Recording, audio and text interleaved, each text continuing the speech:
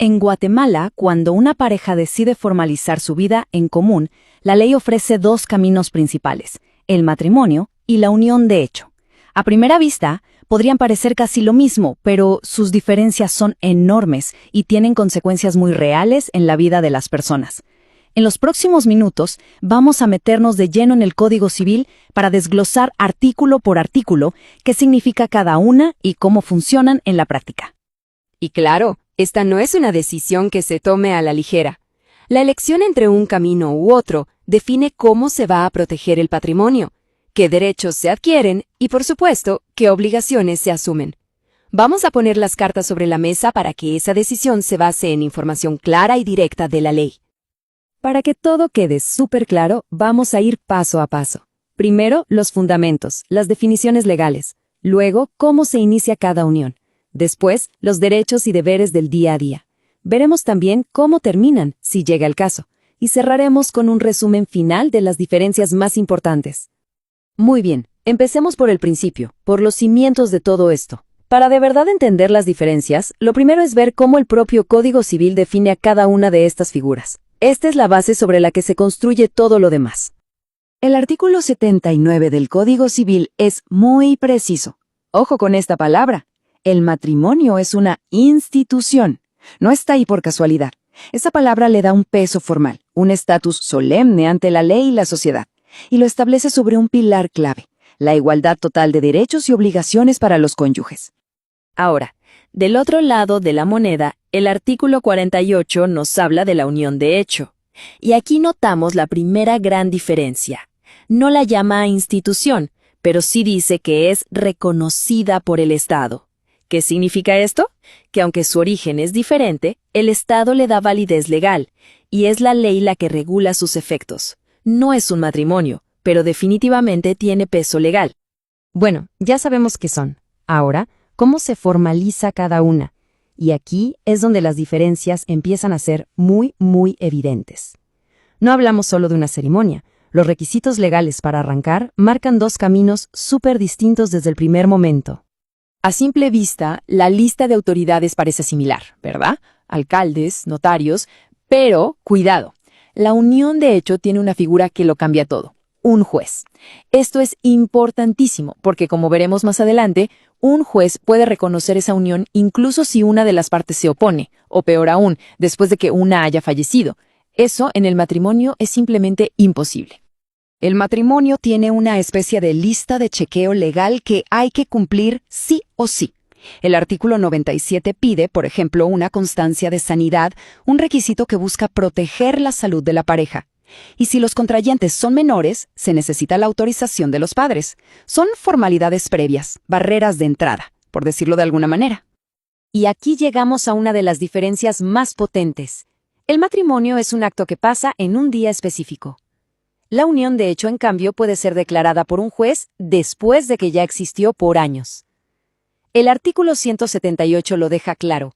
Una sola de las partes puede ir a un tribunal y pedir que se reconozca la unión y todos sus efectos, con carácter retroactivo. Es una herramienta legal poderosísima. Ok, ya vimos cómo empiezan. Ahora, ¿cómo es el día a día legal?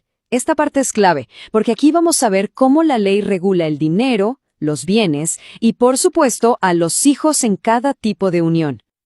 En el matrimonio, la ley obliga a tomar una decisión financiera muy importante desde el principio. Los artículos 122 y 123 dan dos opciones. O comunidad absoluta, donde básicamente todo es de los dos. O separación absoluta, donde lo mío es mío y lo tuyo es tuyo. Es una elección que va a definir todo el futuro económico de esa pareja. A ver, pongámoslos frente a frente. En el patrimonio, la diferencia es clara. En el matrimonio hay que elegir, en la unión de hecho se aplica un régimen de comunidad por defecto. En la herencia, fíjense, la ley los equipara bastante, protegiendo al conviviente que sobrevive casi como si fuera un cónyuge. Y con los hijos, el estatus es el mismo, lo cual asegura su protección sin importar el tipo de unión. Y aquí hay un detalle legal que es fascinante y tiene un impacto emocional y jurídico enorme. El artículo 189 dice que si una pareja que estaba en unión de hecho decide casarse, Los hijos que tuvieron antes se consideran para todos los efectos legales como nacidos dentro del matrimonio. Es un acto que, de un plumazo, fortalece y unifica el estatus legal de toda la familia. Todo lo que empieza, a veces termina. ¿Y qué pasa entonces? Pues como ya se imaginarán, así como se inician de forma diferente, también se terminan de formas muy distintas. Los procesos legales para disolver cada unión son, de nuevo, mundos aparte. Las palabras importan, y en derecho importan muchísimo. El matrimonio se disuelve a través del divorcio, un proceso que está súper regulado. En cambio, la unión de hecho termina por cesación. Este proceso puede ser más sencillo si hay acuerdo o incluso puede ocurrir por un hecho tan simple como que una de las partes se case con alguien más.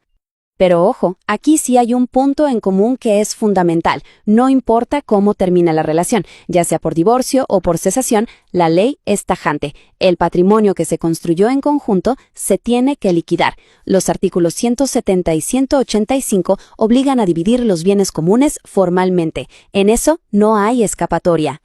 ¿Y después de la ruptura, cómo queda el estado civil de cada persona? Pues tampoco es igual. Después de un divorcio, las personas vuelven a ser solteras. Pero después de la cesación de una unión de hecho, el Código Civil usa un término muy particular: libertad de estado. Es una sutileza, sí, pero subraya que no se está disolviendo una institución, sino una figura diferente. Perfecto. Ya vimos el inicio, el durante y el final. Ahora vamos a juntar todas las piezas en una comparación final para que las diferencias más importantes queden grabadas. En pocas palabras, formalización, el matrimonio es un acto solemne y rígido. La unión de hecho es más flexible e incluso retroactiva. La propiedad, en el matrimonio hay que elegir un régimen. En la unión de hecho hay uno por defecto: disolución, divorcio contra cesación. En esencia, el matrimonio es una estructura más rígida y formal, mientras que la unión de hecho es una figura más adaptable a las circunstancias. Entonces, al final de todo esto, la gran pregunta no es cuál es mejor en abstracto. La verdadera pregunta es, ¿qué estructura legal responde mejor a los planes, a las circunstancias y a la visión de futuro de cada pareja? El Código Civil de Guatemala ofrece dos caminos claros y muy distintos. Conocerlos a fondo es el primer paso para tomar una decisión verdaderamente informada.